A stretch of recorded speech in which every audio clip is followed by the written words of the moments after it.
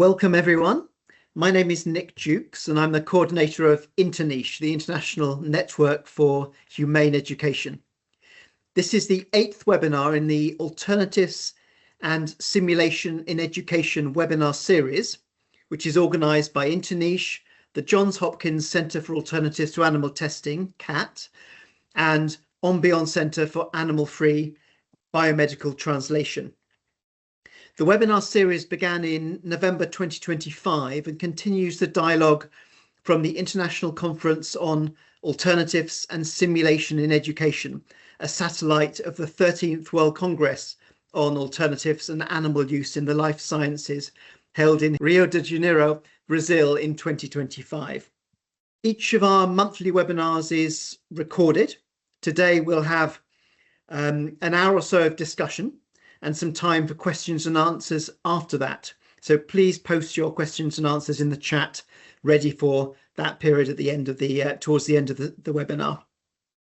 So, non-animal alternatives and changes in Brazilian higher education.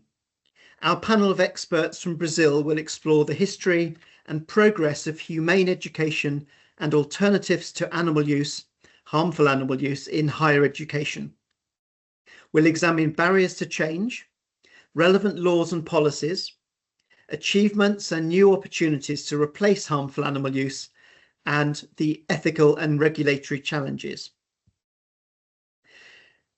So, a big welcome, therefore, to Professora Doutora Julia Maria Matera, Doutora Vanessa Carli Bones, Doutora Karynn Vieira Capilé, and Dr. Róber Bachinski. You're Brazilian experts in, amongst other things, veterinary medicine, animal welfare, ethics, and non-animal methods. And through your work in academia, advocacy, and public policy, you've been promoting and helping to achieve replacement of harmful animal use in education and in science.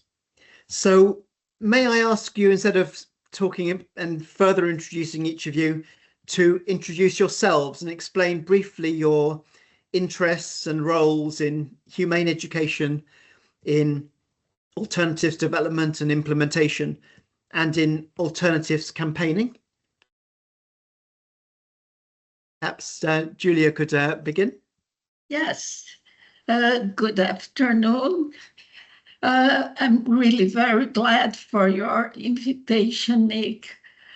You are someone very important for us, and I would like to say I'm a teacher, a full professor at the University of São Paulo, School of Veterinary Medicine and Animal Science. I started here as a teacher in 1988, and since I finished my veterinary medicine, that was 1972, this year, 54 years ago. However, until now, I'm in love with the vet medicine. And it is why I'm a senior professor right now here, because I needed to retire, because the law obligated you to retire. However, how I'm in love with the vet teaching, I continue until now here. It is. Thank you. Thanks.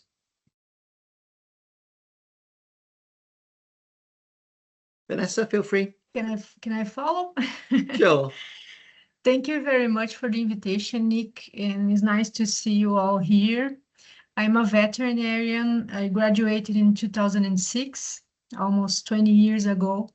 And I did my master, my PhD, and my postdoc with in the area of animal welfare, focusing on the controlling or the regulation of animal use and the alternatives to replace animals in research and education.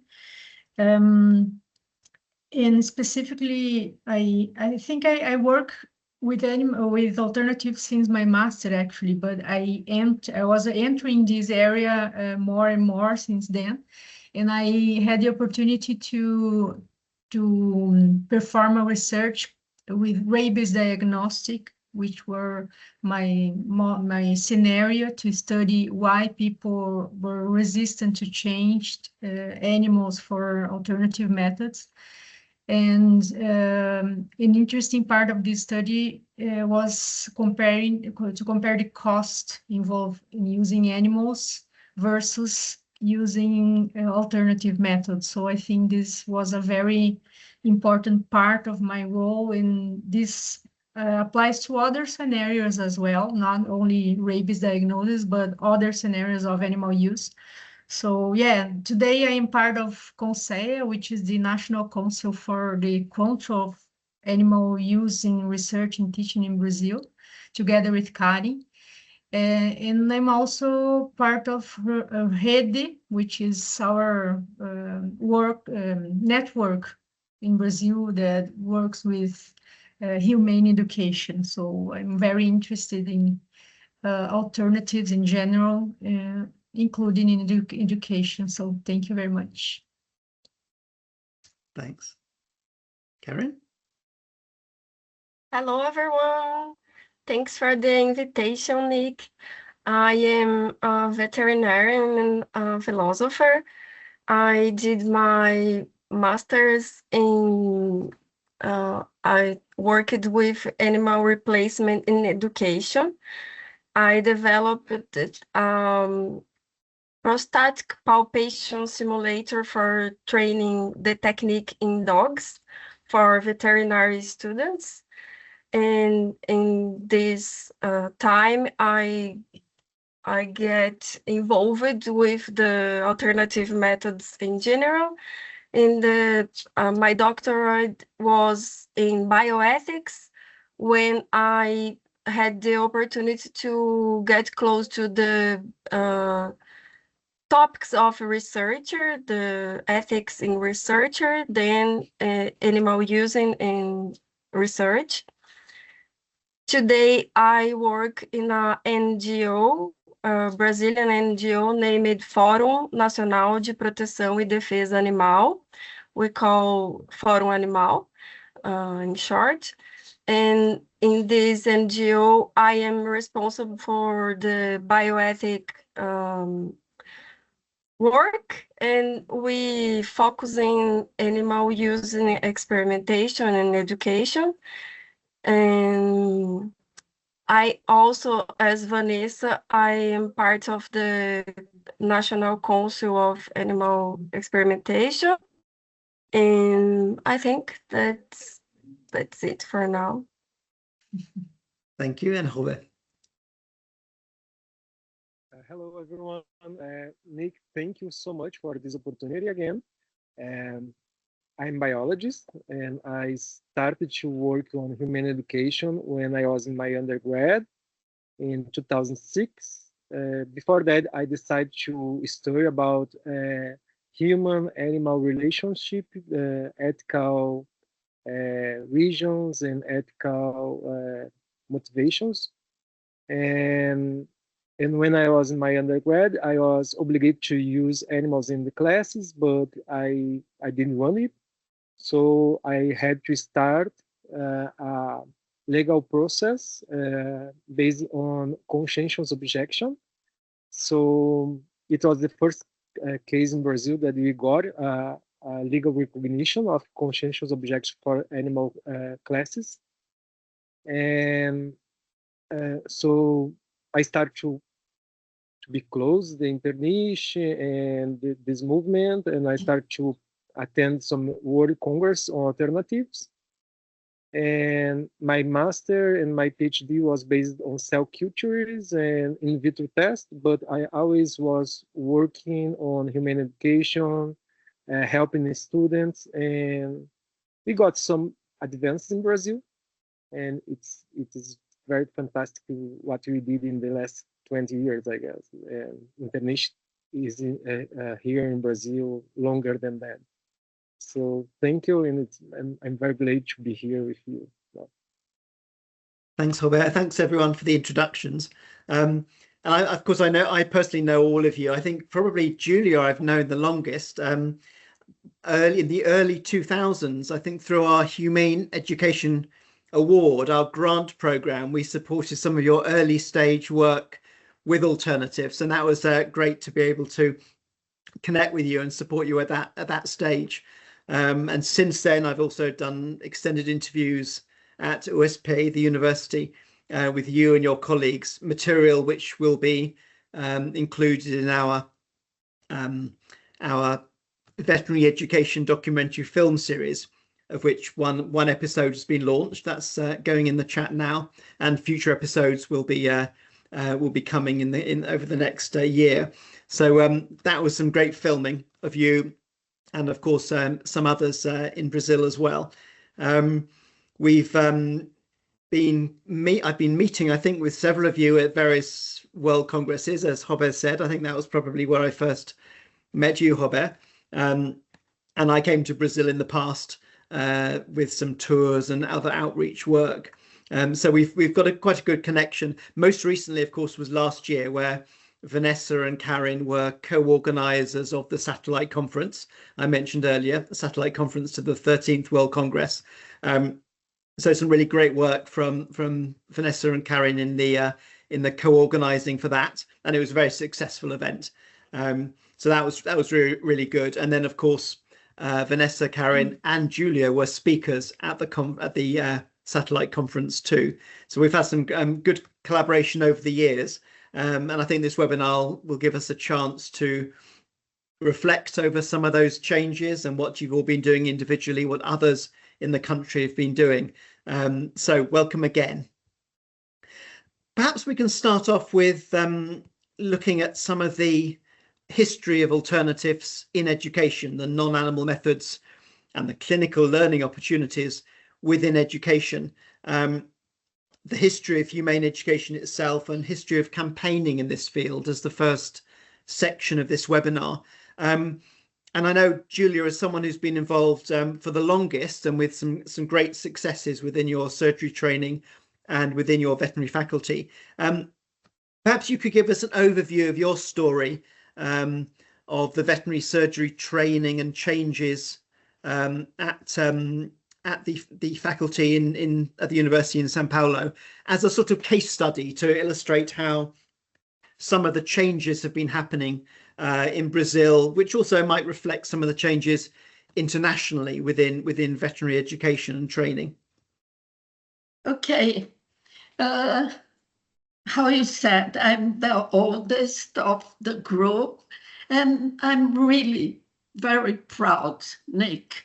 If I think about when I started as a teacher in 1988 to teach surgical technique, I cried a lot because it wasn't the topic that I would like to teach.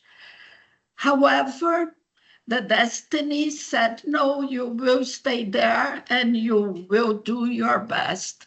And if you ask me now, I will tell you, I'm so happy and proud about myself during 26 years ago, because this year will turn 26 years that we started with the movement, and this movement grew so well, and with your help and with the help of colleagues, that right now in Brazil, we can say that the faculties, universities of vet medicine, they stopped to use live animals to teach. And if you compare with United States, until now, they use terminal patients to teach. What I can say, that we are above, we are better, because we really stop it, the live animals. And during this time, what I can say, that right now to teach with cadavers, you need to have permission to use them. They are ethical cadavers that the owners, gave to use for teaching. We use all of them, and when we finish the use of this material, we have the concern about what we do it with these animals, because we know that someone loved them, and we have respect about these cadavers. And the students right now, they agree, all of them, they agree, and they love to work with cadaver or alternative materials. Right now, I have 4 undergraduate students that they are working with me and developing a lot of good materials for teaching. And I hope that he's here hearing what I'm saying. I have one that was my undergraduate. Right now, he's a master's student who is developing materials with me that for next year will be great to offer to another faculties to use these materials. It is Lucas Cesar. He was an engineer student. He stopped and started with vet medicine. Was a huge movement. However, what I made, I took the knowledgement of him to use to prepare materials for our students. And we have the engineer school here at the university that we have a partner there, a professor who is working with us and giving some thoughts to make some movement and development of material to teach the students. And my undergraduate students, that they are doing what we say here in Brazil, iniciação científica. It is your first research at the university. And they are doing so well that I'm proud of them. And my master's students right now, I'm as a surgeon, I'm proud because we are developing materials that they are helping the teaching, and we are not using animals.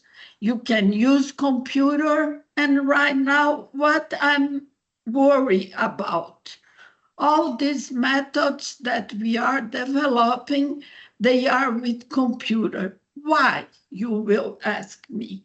Because when you print a lot of material too, you are giving dust to the universe, to the world.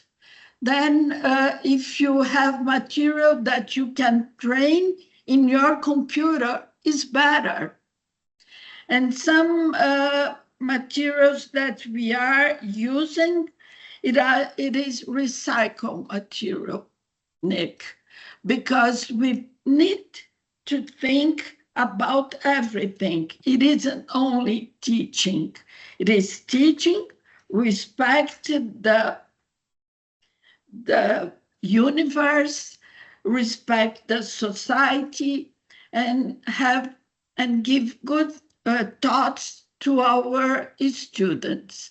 Because if you have a lot of materials that after the use, you cannot use a second time, in my opinion, it is a problem too.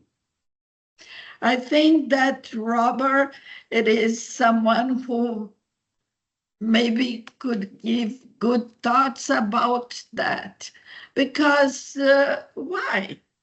If you think that the teaching, it is something that you need gloves, you need some materials to cover the cadaver. You need a lot of material for this teaching. And sometimes you need to have some levels about teaching. For example, here, when we start to teach surgery techniques, we have first alternatives. When the student is ready with this part, you go to the cadavers. Then they train with cadavers.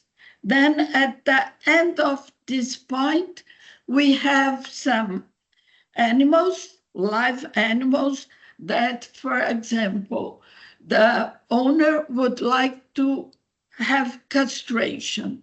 Then this student that finish all these levels, they will do it a castration together with the teacher.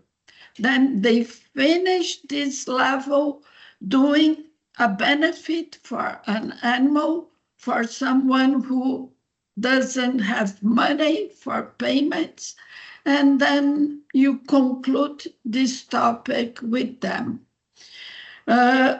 In the past, if I think about my 12 years from 88 until 2000, I kill it.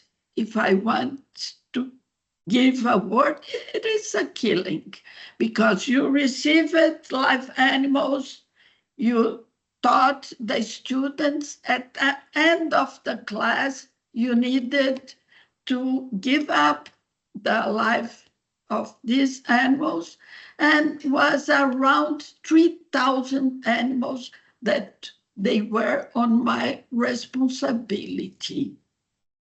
Then if I continue it with this thought and did make this movement to stop and start a new method, I think that my account with God will be really high, because more than 50 years here, and healing for teaching, and what important in my opinion, that the students right now, they have a concern about life. To be living here, it is something important. Doesn't matter if it is a human or an animal. You need to have the concern of respect of someone. If you think that you are better than an animal, you are in a wrong place. Because animals and everything need to have respect in every situation. And I think that surgical technique in this moment here in Brazil, we don't use, you can be, it is true, really, truly, that we don't use live animals anymore. With the post-graduation, it is the same situation that we are not using. Why? Because if you don't teach the respect to be ethical, in the future, you won't be. All these things in your career, you need to learn. You need to learn to have respect, what you can do it with a patient.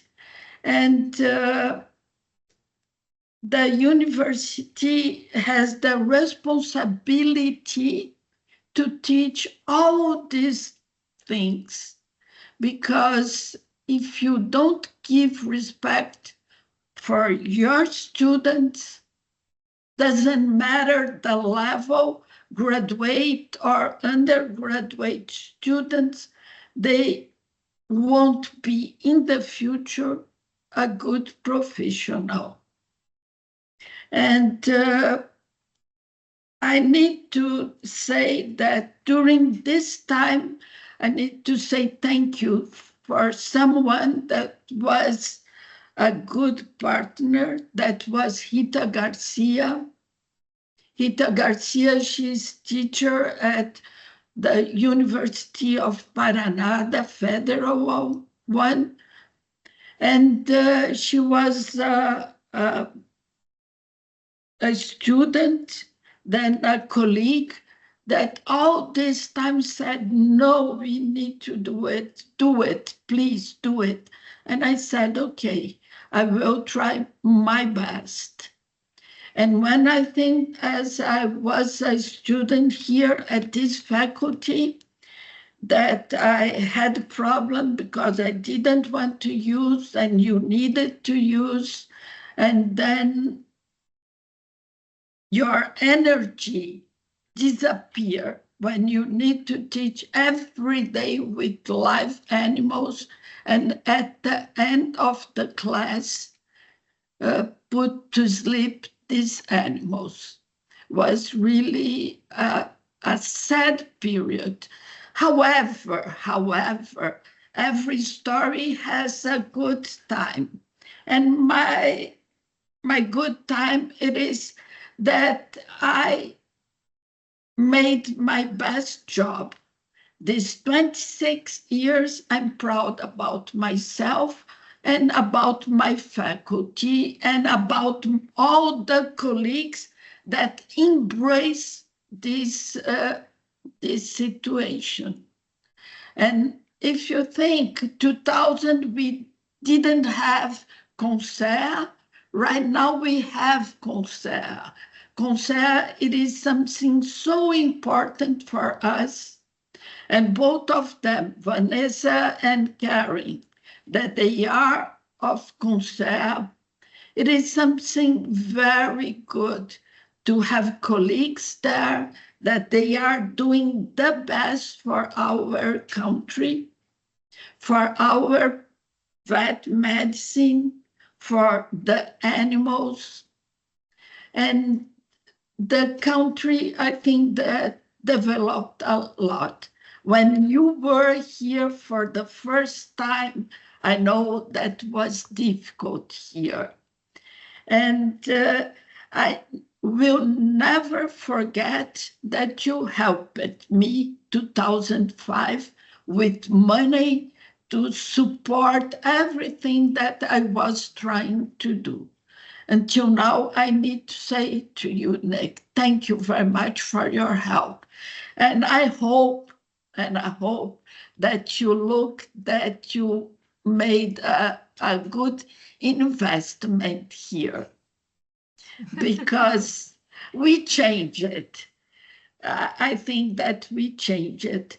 And the second person that until now I say every time, thank you very much, it is our rector at the time, that was Professor Jacques Markovitch, that I tell all the time this story, that he wrote a book, and November 20, 2000, he wrote, thank you, Julia, for making that. And for me was my Oscar, when a rector wrote on his book something like that. Then the movement started until now, didn't stop and won't stop. And the colleagues that they are right now in our department, they know, and they continue the story. The story didn't stop. And I try with my undergraduate students, my master's students, PhD students, continue the story until I will be here.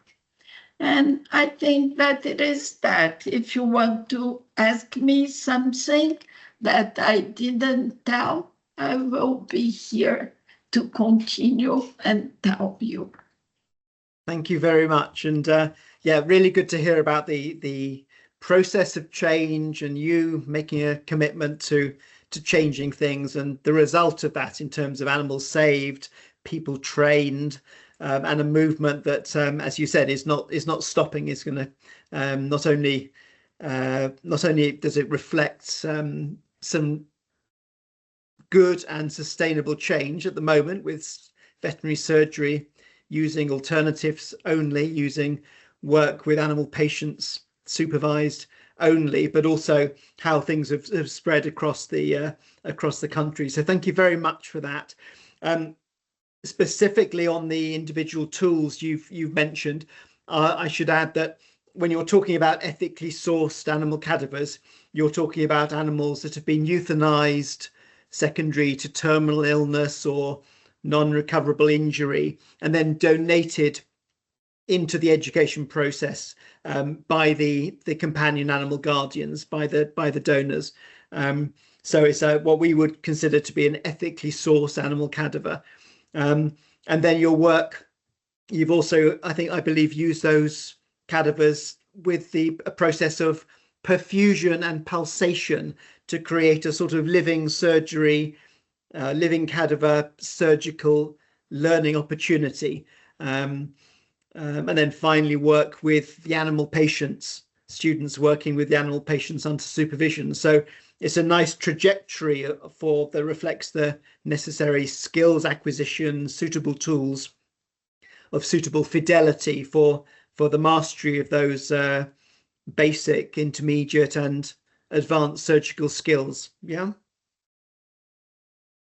And about the Larsen, I need to say thank you to Professor Antonio Augusto Coppi. Right now, he's a teacher in UK. He teaches anatomy, and I worked with him about the best material to the perfusion of the cadavers. And some people say, oh, it is a lot of work to do that. However, you can use for a long period the same cadaver for teaching when you made the perfusion. If you don't do it here in a tropical country, it is impossible to reuse a cadaver without perfusion. And I think that all the manuscript that I published about that, they are true. And what I think that it is important that the human, I have a lot of colleagues when I say they work at university, however, from the medicine university. They write some questions about perfusion of cadavers because they are using the same that I use with the animals. They are using for training in the medicine. And it is something very interesting because they have difficulties too for give training for the students. Then in America and Europe, they are using. India, they asked a lot about the perfusion, and they use for the human cadavers to use for teaching the students.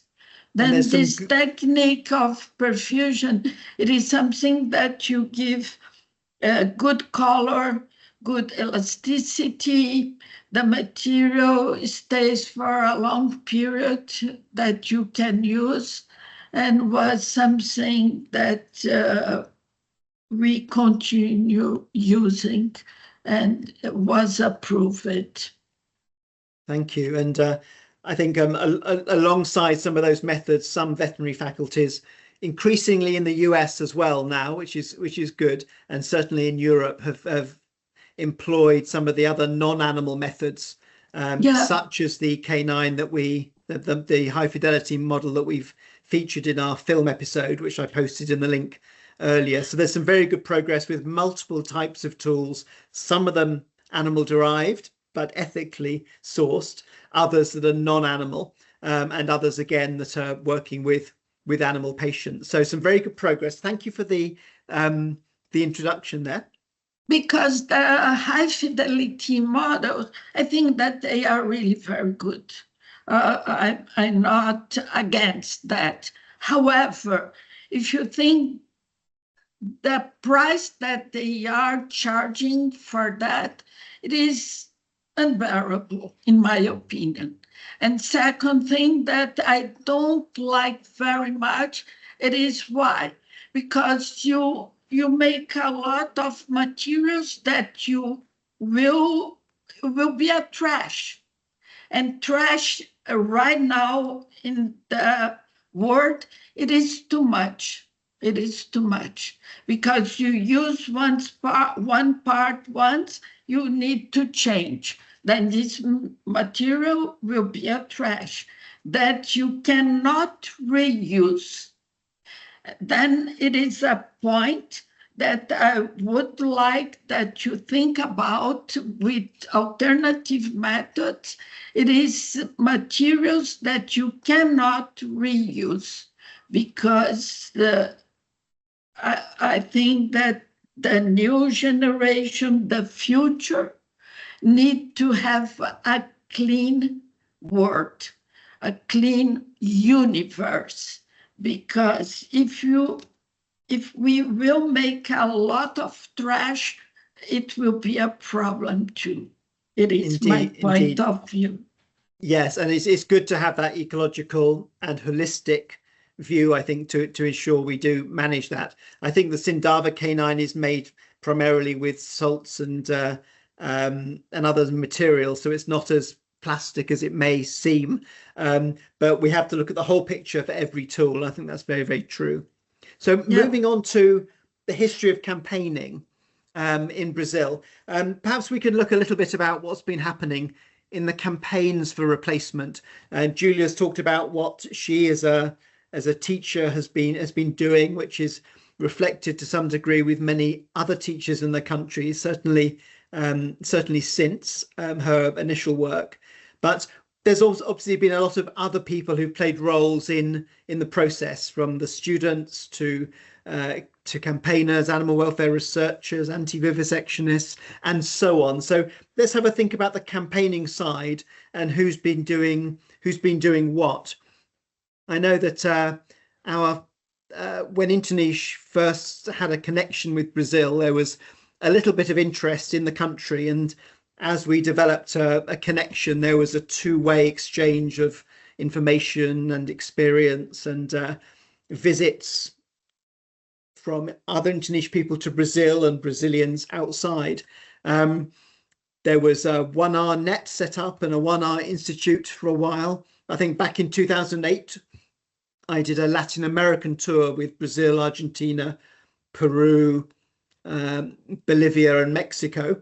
And that was also with a number of speakers from those countries, plus the international experience.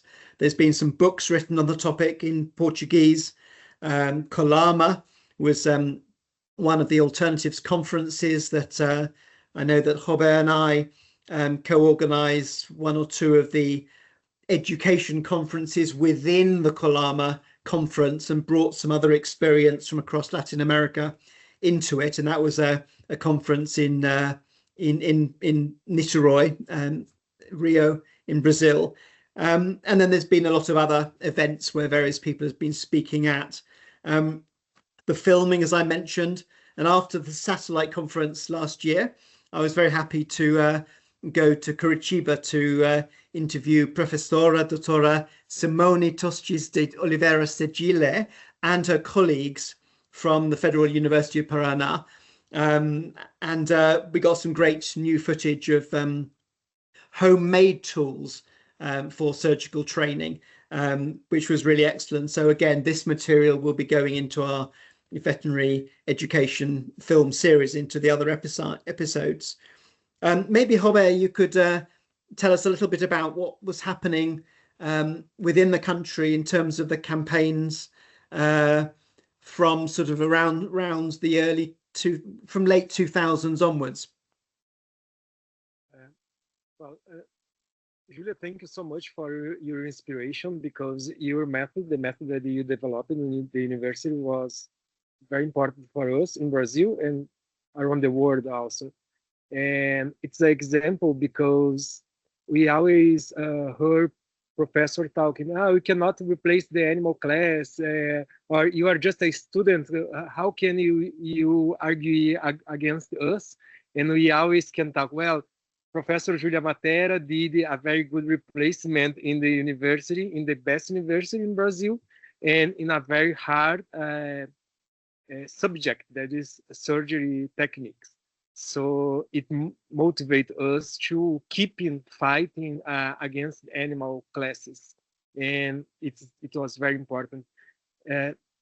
And it's so important that in 2016, the CONCEA, the Brazilian Council for Control of Animal Experimentation, did a technical guideline number 9, advising the use of Larsen solution in other universities and for classes of technical surgery,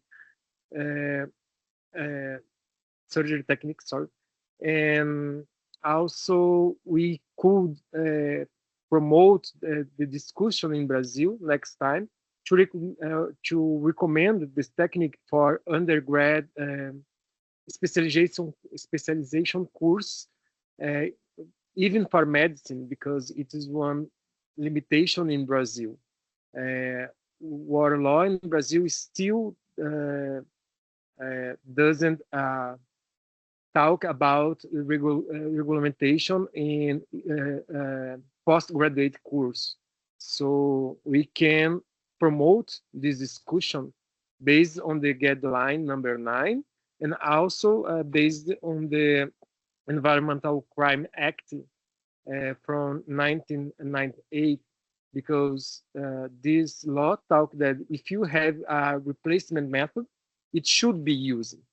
So we have to promote this advance in Brazil. And also, Nick, you always inspired us in Brazil, as was talked by Professor Julia Matera, financially, and also inviting us for conference and organizing meeting in Brazil. And it helped us to be more important in the academic field, and have more force to talk to other students and to universities. So in 2010, you invited me to go to Peru, to Lima, for the Latin American Conference of Humane Education. And then we started to talk about a new conference in Brazil. And when I was in my PhD in 2012, sorry, we did the COLAMA, the Latin American Conference of Alternative Method, and we bring together with the COLAMA the Latin American Conference, and it was a very important moment because we put together a lot of people talking about alternative method in Brazil, and the Brachyvan was a new body in Brazil. The Brachyvan is Brazilian Committee for Validation of Alternative Methods, and it started to be recognized that in that moment.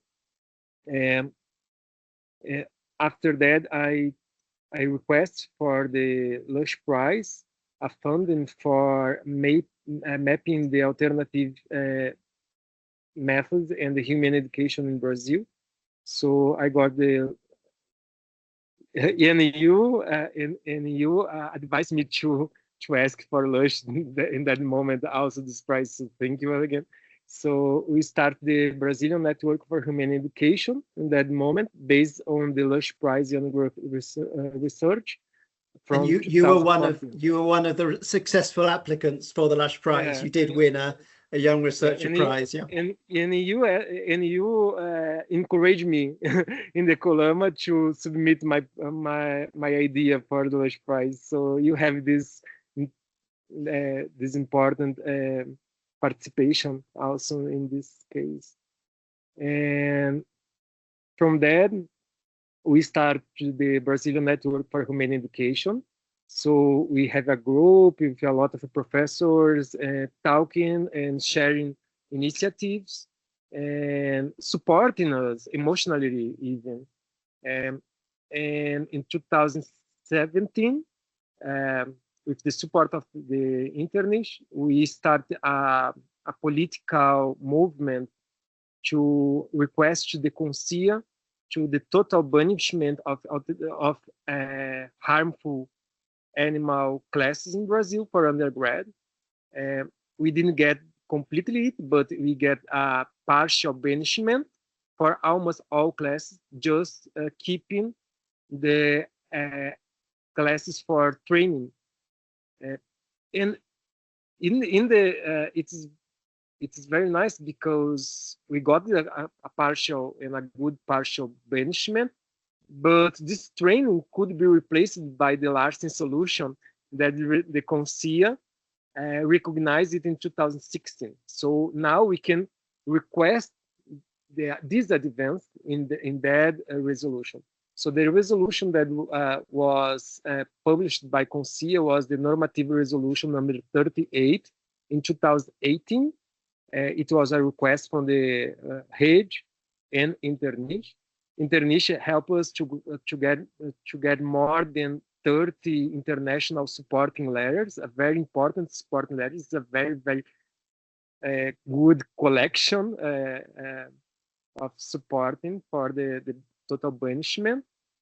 And this normative resolution was updated in 2021 to the number 53, keeping the original text and including the decision 3 to clear which class could use animal in a harmful way and each class could not use it. So it is the last advance for human education. And now we have to keep promoting the human education, helping students to start new researchers doing master and PhD, as Julia Matera has been done in the undergrad, in the postgrad course, and also supporting professors to change the method. But I believe that we did a very incredible advance in the respect of animal consideration in the classes, at least in Brazil.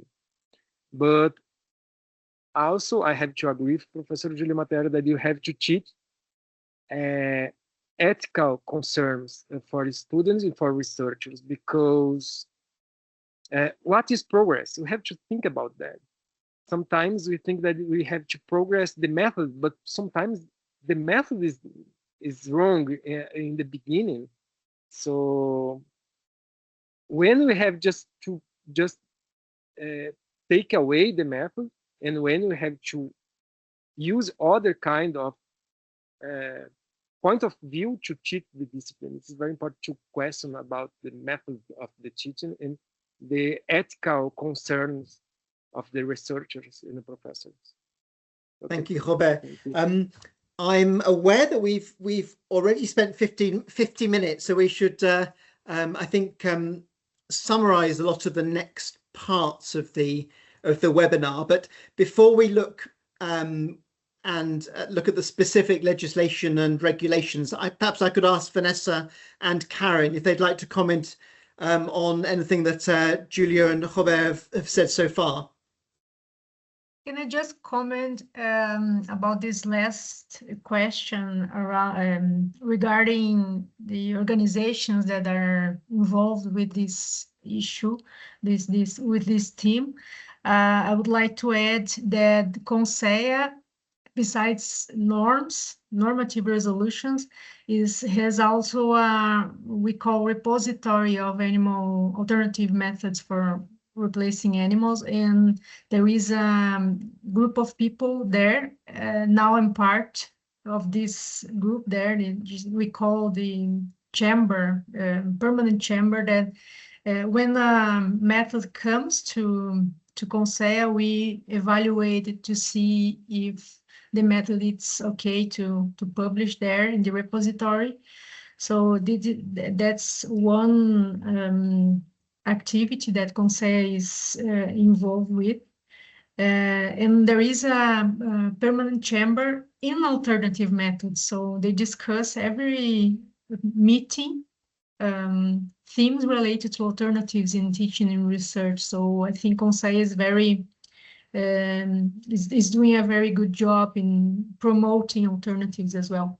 And besides courses and specific groups and universities in Brazil working with alternatives or developing or implementing alternatives, we also have, I think Karynn is going to talk about this a little bit, courses. For example, Karynn through Fórum Animal is organizing a course that I'm part of as well, teaching about regulations and alternatives as well. But the course is basically to train people that would like to be part of animal ethics committees. So I think it's a very, very good way to spread this theme, because people then can be part of these committees specifically as representatives of animal protection organizations. So they're very well trained in critical thinking about animal use and animal alternatives and regulation. So I think it's a very, very good content in this course. So yeah. Thank you. Karynn, would you like to add anything at this point? Yes, thanks, Nick. So in Fórum Animal, as Vanessa said, we have this this training initiative, but I would like to put a context for that. We have been focusing in three ways. The awareness, like trying to tell people about animals being used in education and research. The training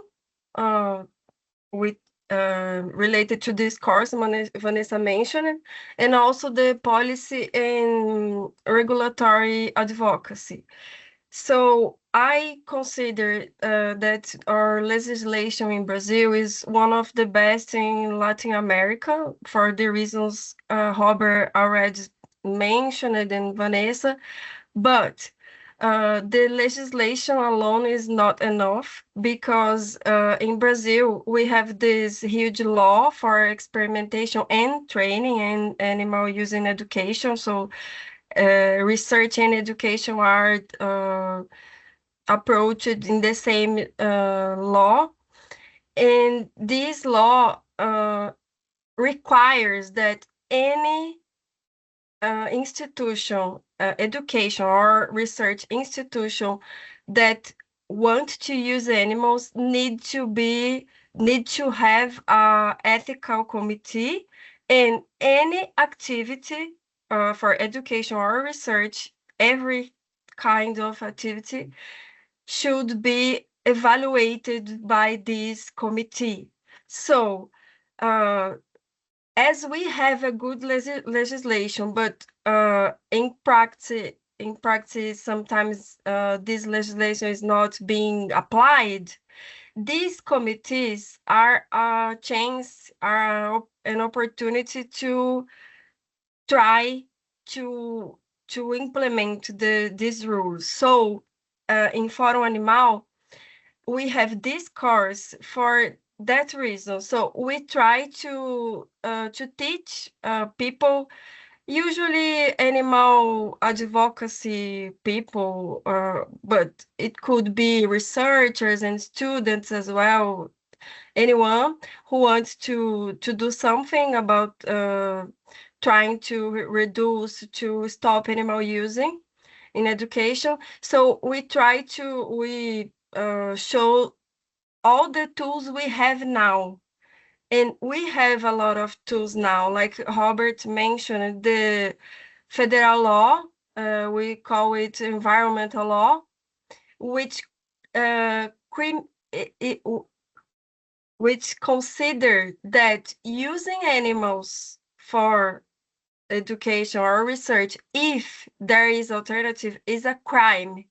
So this federal law consider using animals, if there is alternatives, a crime, but it's not being used for people. So in this course, we tell it to everyone. So let's use this law. Like, I think a good example would be Skinner box. There is universities, the psychology courses using Skinner box. But if we apply this law, this environmental law, it could be considered crime. So what we are doing in Fórum Animal is telling people, we have this law, let's use this law.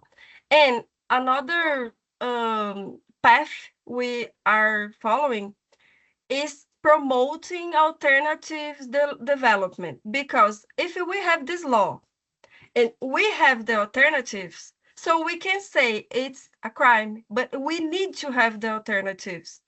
So that's another path of initiatives we have to promote this the development of alternatives. And I would like to highlight the name of Professor Simone.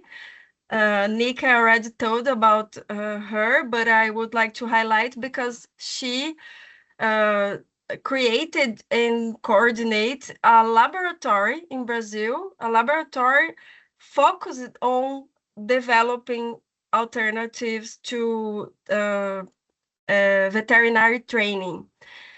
And we have this issue with using animals in veterinary training yet, because as Róber mentioned, our ban, we got a semi-ban, but it's already possible. It's still possible using animals in some contexts. So I was mentioning Simone because this is a way to encourage. Sorry, I forgot what I was going to say, but I remember now. I was saying that we have the veterinary training issues, but also we have the use of animals in medicine, human medicine as well, not only in veterinary or biology, but in other courses as well. So as this ban that Róber mentioned is not full, and still it's still possible to use animals for developing psychomotor abilities. So if we can say there is alternatives for these psychomotor abilities, even that it's not banned yet, but if there is alternatives, it's not just justifiable using animals. So I would to say that this is these two main strategies: the banning and promoting the development of alternatives, because with the alternatives we even don't need the ban, because our law already says if there is alternatives, it's crime. So that's what I would like to add. Thank you very much. And yes, I think you've all three of you have touched on some of the laws and regulations that have helped create change or offer potential for further change, and some of the weaknesses and some of the strengths there. The resolution number 53 of CONCEA from 2021, it's not included there. in the decision tree. If there is alternative, it's banished. But one of the movement that you can do is update this resolution to include there is some other institution or class or subject in other university that use alternatives. If there is some the use of alternative in other course, it should be banished. So it could put the end in this question, because sometimes people just talk, there is no alternative, but there is a whole course that are not using animals for classes, even in the specialization and post-graduation courses. So there is no sense to use the animals in Brazil for education anymore. Okay, just I read very fast. The technical guideline number 9 from 2016. It's a recognition of the surgical training can be partially or fully replaced using alternatives as the ethically sourced cadaver from developed by Professor Julia Matera. The CONCEA Normative Resolution number 38 from 2018. It's a partial banishment of animal use for demonstrative and observational activities. And it was updated in 2021 from the Normative Resolution number 53, including a decision tree, defining when replacement is required. A Normative Resolution number 55 from 2022 established the formal process for recognition of alternative methods and made their use mandatory once officially recognized. It's more for science and for researcher, but still we can use it for education. And also, it's the first one, the Environmental Crimes Act, law number 9005 from 605 from 1998. In the Article 32, established that the painful or cruel procedures on live animals for science or educational purposes should not be performed when alternative methods are available. So it's our list of resolutions in Brazil. Thank you. Nick, Now, yes. can I add something? Sure. I think it's interesting to put that the conversation with ethics committees is so important, because even if some procedure or use is not banned, but still the ethics committees need to approve. So the fact that it's not banned is not necessarily saying that it is accepted, because it needs to be approved by committees, ethics committees. So if the members... Karynn, that's in each individual institution you're talking about. It needs to have agreement within the specific institution and the ethics committee there before it can be accepted or not, yes? Yes. Let's pick an example.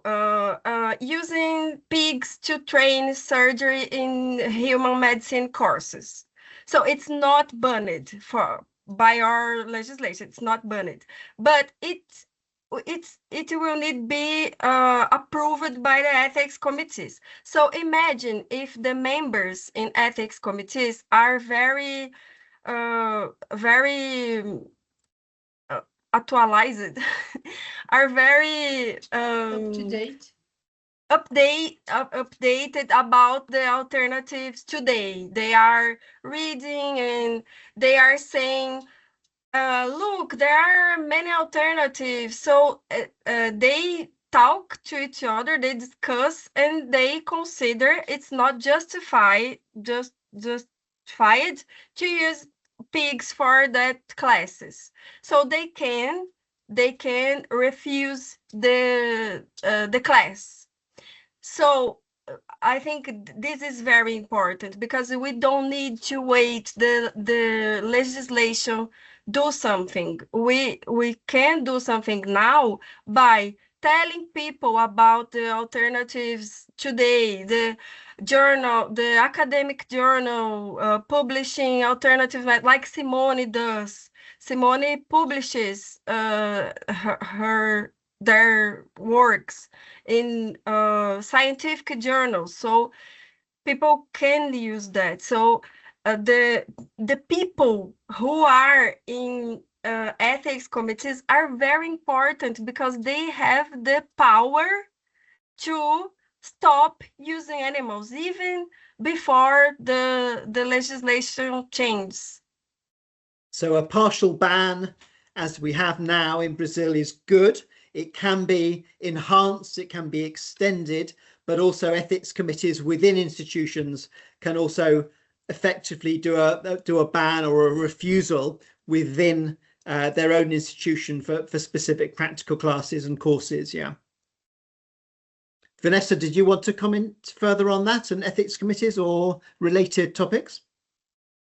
Yeah, I mean, I was just thinking while Karynn was explaining that the use of pig to train surgery is a very good example because we don't have in Brazil today something that forbids the use. So, but the ethical committees have the power. The people there have the power to ban this practice. And we did, Karynn and myself, and I think friends of Karynn did in the past a list of alternatives that already exist to replace the pigs to this use, to practice surgery for human medicine.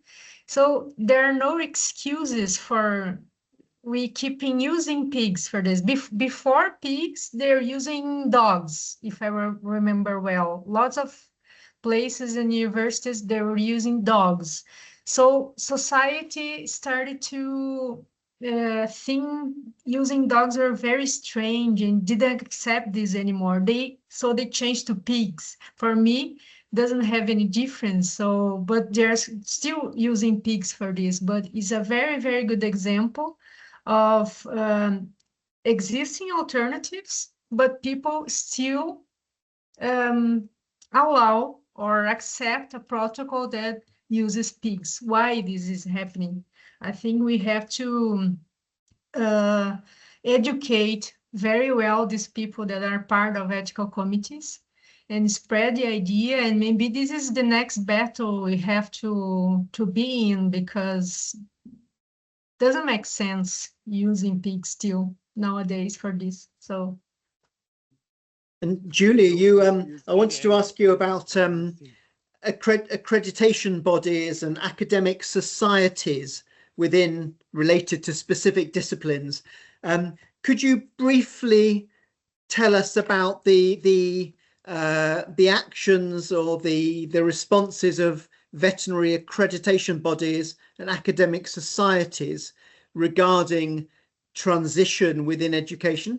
What happened right now, our faculty is doing accreditation. However, it is the European accreditation that it is different from United States, from North America.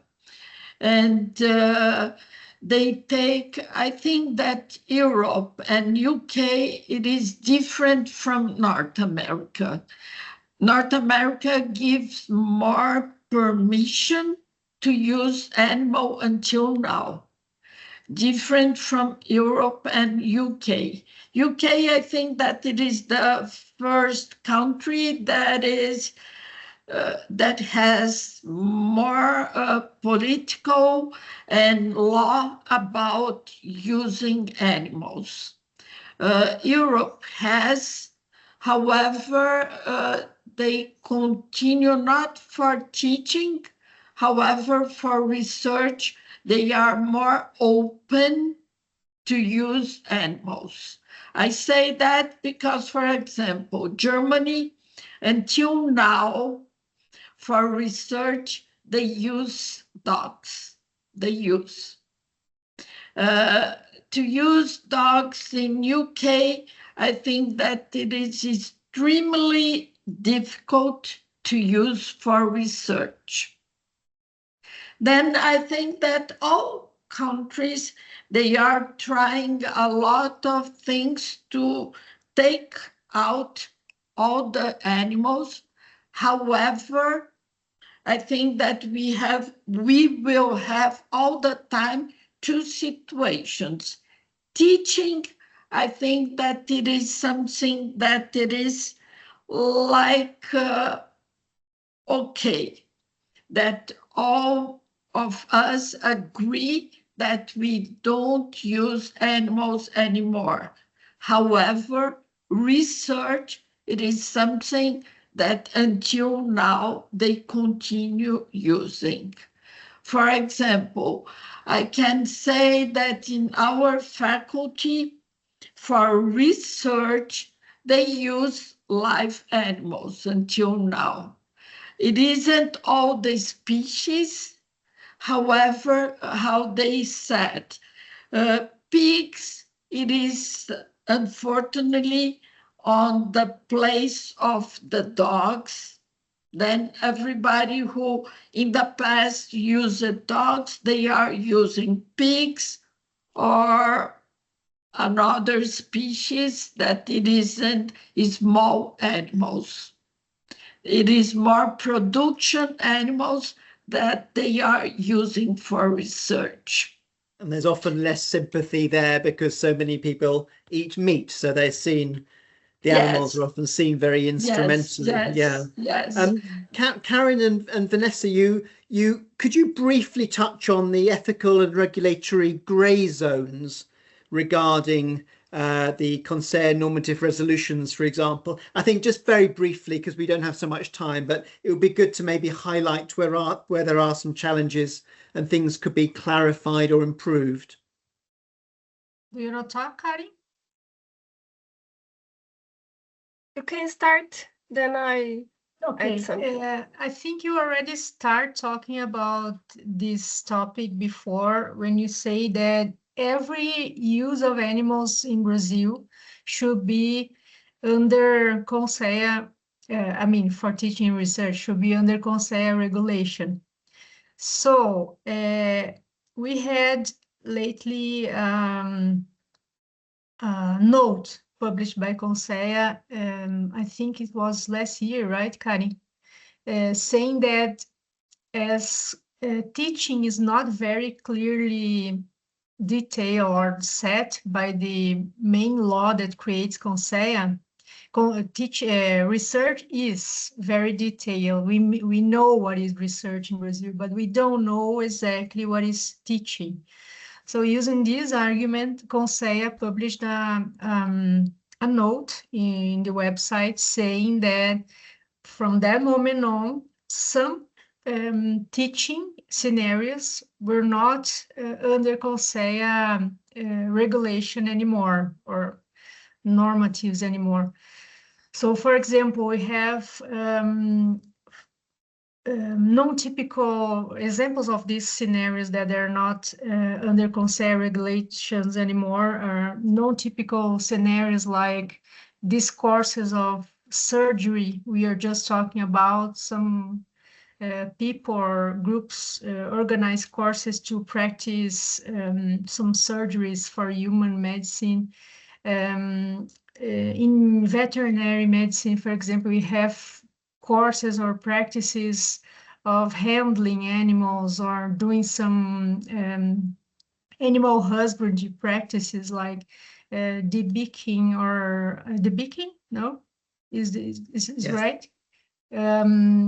Or reproductive procedures like palpation. So we have a lot of, we call gray areas because they are courses, small, short-term courses in Brazil that use animals for teaching, but they are right now not covered by any legislation. So we have this gray zone or this gap in the scenario of animal use in teaching in Brazil. So this made us very worried about the future of the animals in these situations, because there's no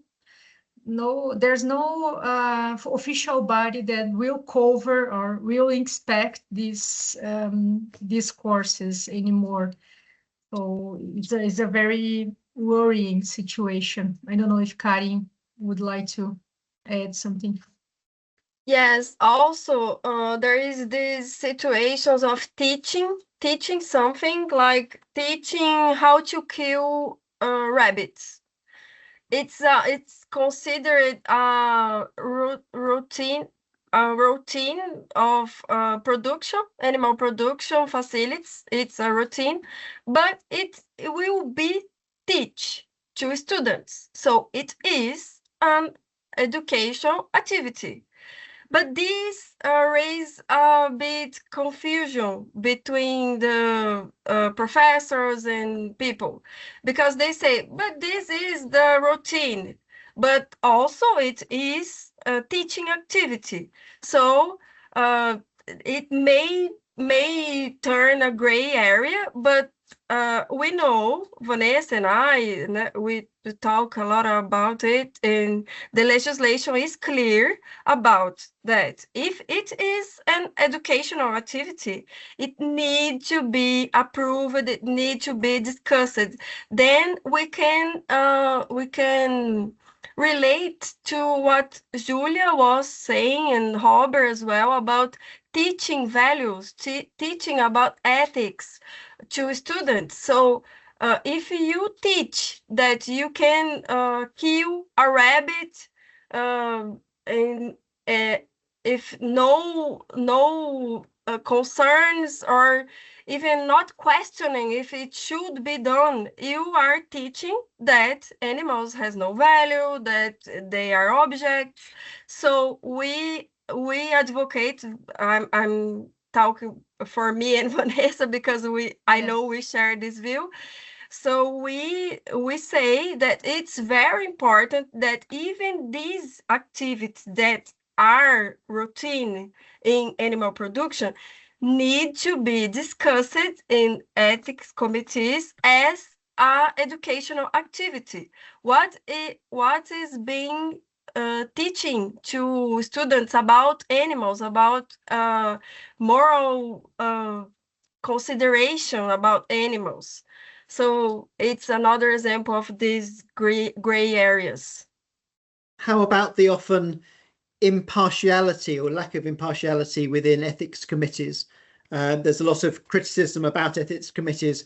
You've talked about the potential of them, but then there's a lot of thoughts about how ineffective they often are, the low level of representation from people with animal welfare or animal rights perspectives, and whether or not the harmful animal use is passed, and it's almost always passed in many situations. What are your views on that issue?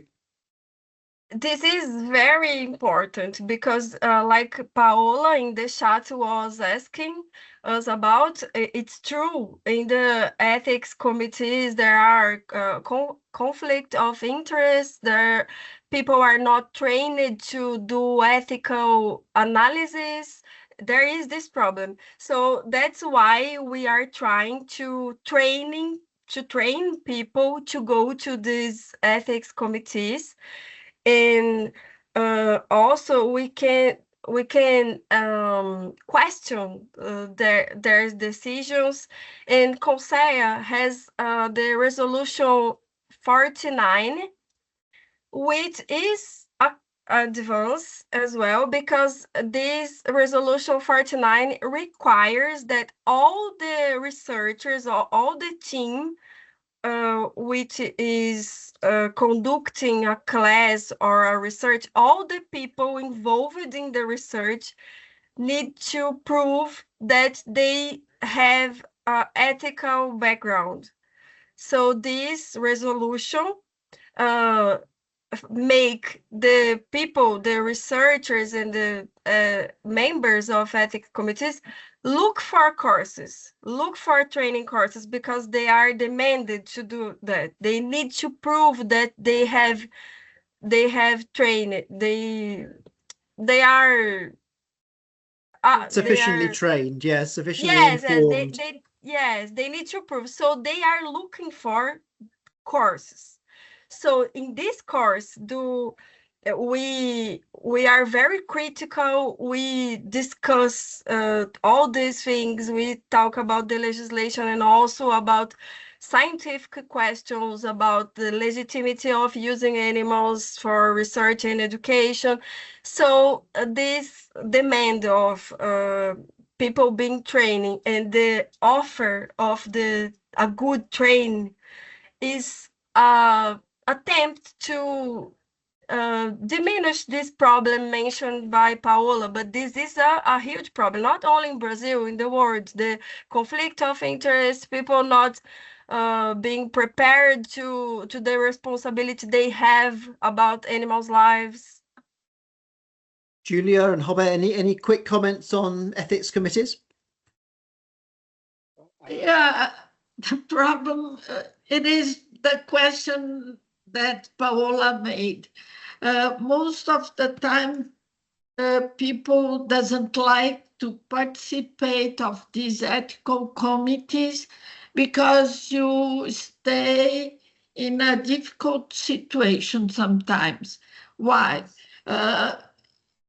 You analyze a process, and sometimes who you are analyzing, it is all the time requiring to modify or to have a benefit to do it, the research. And right now, who composed the committee, SEWAs, here in all the faculties? You have the teachers of the university and 2 members of outside. Then the member of outside try to do the best. However, who is from outside, sometimes it isn't who has the power for some decision. And the decision stays at the end with the president of SEWA. Then it is like a poker, do you know? That you bet, you go there, you put your research. Sometimes you have a penalty. Sometimes you flows very well. Then I think that the committees, it is most of the time a huge problem, because no one wants to have the nickname that you are bad or you are there only to give your worst there. And it is committee, Nick. Around the world, I think that it is the same problem. It isn't only here. Before Róber, let me just quickly ask Vanessa and Karynn, you wanted to comment on that, your hands are up. Maybe you can briefly say something. Karynn? Yeah, I want to agree with Julia. This is the huge problem. And recently, CONCEA published in the beginning of this year a note. It's not a note, it's a recommendation. It's good practice recommendation for committees. And we had part in the building of these recommendations, and this is a subject we address a lot in this recommendation. This this thing of the same person be the coordinator of the committee, the owner of the company, the researchers. So in this recommendation, we recommended a lot of actions to avoid a conflict of interests. Vanessa?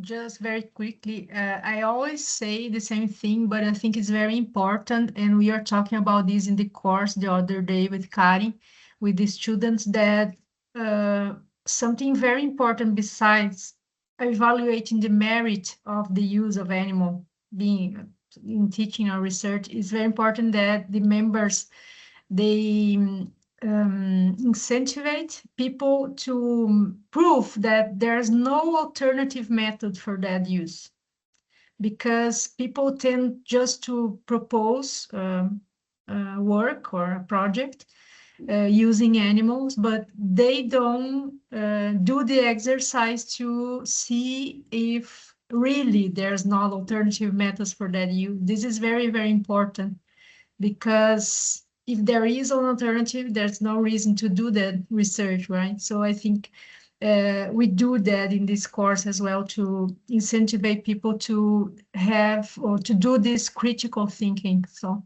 thanks. And of course, we're a very creative species. We can also create our own alternatives too. It doesn't even have to be an existing tool. Róber? Yeah. Well, I still think that the ethical concerns and ethical formation of the researchers and the professors are very important, because in a specialist society, we always can create new ways to explore animals. If we don't have this ethical barrier in ourselves, war on interest, to explore the nature and explore the animals. It is the point of the question. It was speciesism in the society, how we treat the others, human, animals, nature, is anyone. But I think that we have to work putting together the professors, as we have done with the Brazilian Network for Humane Education, to share these methods in the class, but also we have to promote in the CONCEA, in the federal law, in the federal regulation, ways to inhibit, to ban or to prohibit the classes.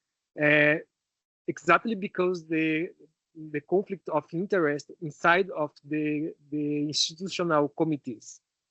We can take this the subject from inside of the institution and put the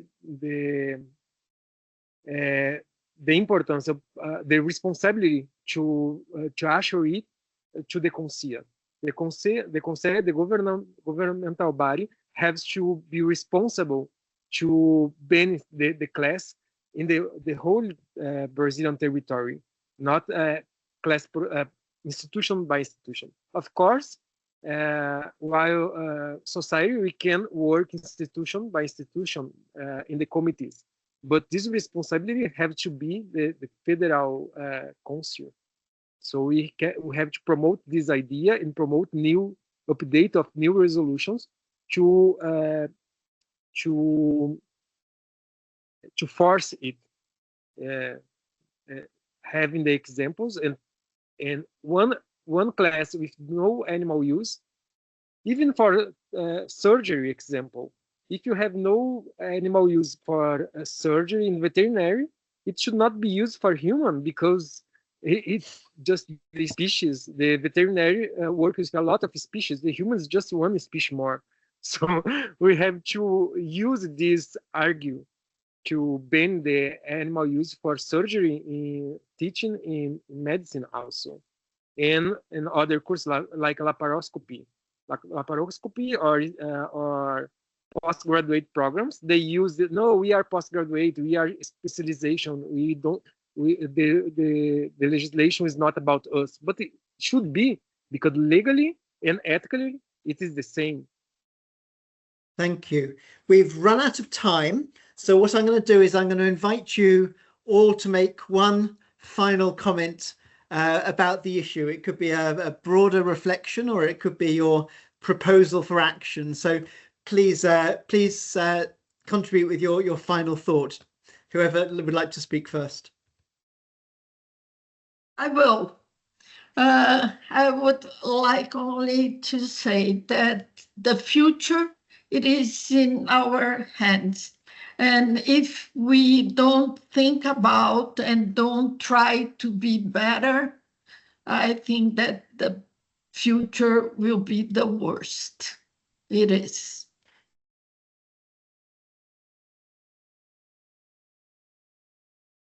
I just would like to thank you for the opportunity and to encourage all people, to maybe the audience or people that are going to watch this after, that people should take into account that the use of alternatives in education is a different process that in research. So we don't really have a difficult path to use an alternative in teaching as we have in research. So it's different. So people should, or teachers especially, should just or develop or maybe use something that already or somebody else did or developed before and implement in the classes. So I think it's a very positive thing for everybody, for animals, for people, for students, and step by step we are replacing animals. Thanks. Thank you. I would like to say that in Brazil, I think we have a lot of progress, but there are a lot to be done yet. And I think this it's very important to have this international union, because we can help other countries to get what we got, and also we can learn and try to achieve what others could do. And I think this initiative is very, very important to, and that's, yes, I would like to say that there is a lot to be done, and we are here to do it. Thank you. Well, first of all, I want to thank you, Nick, for all this time of supporting and all those years of collaboration. It was very important for me and for my work. And Julia Matera, also, you are very important for this movement in Brazil, and a fantastic example for all professors. And as Julia Matera mentioned before, we have a lot of professors, Professor Rita, de Cássia, my supervisor Gutenberg, and Rita Paixão, and a lot of professors in the Brazilian network doing the work and doing more than are expected by the system. So I thank you, you guys, for this fantastic job that we have been doing in Brazil. And Vanessa Carli and all people from my generation, also my scientific generation, that we are supporting mutually. It's a very good team to be here also. Thank you, and thank you very much for all your thoughts and reflections and ideas and critiques and examples. It's really good to have all four of you contributing to the webinar. So thank you very much again. I think what we've seen really is also that so many different, you and so many other people have got a role to play, have got different skills, different interests, and together there's so much that can be done that can bring about some great change, from people developing the tools to people pushing for the laws to finding weaknesses and strengths, challenges and opportunities. All of that sort of awareness and commitment and motivation and skill can feed into making things better. And I think we've seen some really great change within Brazil. So I'm very happy to know there's so much happening, and there's been so many successes, despite, as we've acknowledged, there still being areas where a lot needs to be done. I think it's also worth recognizing how humane education can feed into humane research and testing, so humane science.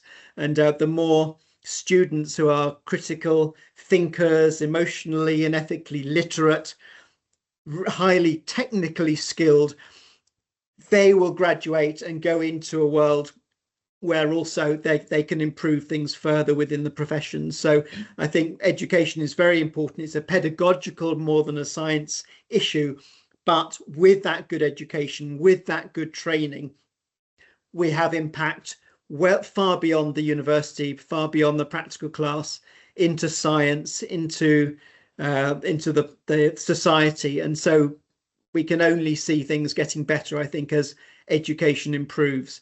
And there's certainly some good progress in testing and the beginning of some good changes in research as well, through microphysiological systems, organs on a chip, organoids, and AI, all of which are playing a role. So I think we've got some very good, a good future to look forward to. But like you've said, we all need to play a role, and we all can play a role. So thank you once again for your contribution. Before we close, I'm going to invite Valentin to come back and tell us about the next webinar in the series. Yeah, I would like first to thank all of the great panelists. We had a great time, and we just have seen how what it takes to make a change, what it takes to make a real change, that it is possible even if it needs constant forces to act together in the same direction.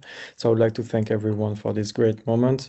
We have not yet the date and the topic, but what I can say that the next webinar will be organized by Ambion. It will happen next month. And if you want to to stay tuned and get information about the date and the topic, I invite you to go directly on the LinkedIn of the Ambion webpage. I put it in the chat, and here you will get all of the information. So thanks again to all of you, and I give back the word to Nick. Thanks very much, Valentin. This webinar will be edited and put online. And the webinar series I posted the link to earlier, so that you'll be able to see this webinar and the others that have happened and all future webinars via that link, and all those webinars are also on the other organising bodies websites too. Final thanks from me to all the speakers, to Valentin. Thank you also to Ambion and Valentin Salomon in particular for the hosting and the technical aspects of the webinar. And thank you all for attending. So thanks once again, and goodbye. Thank you. Bye-bye.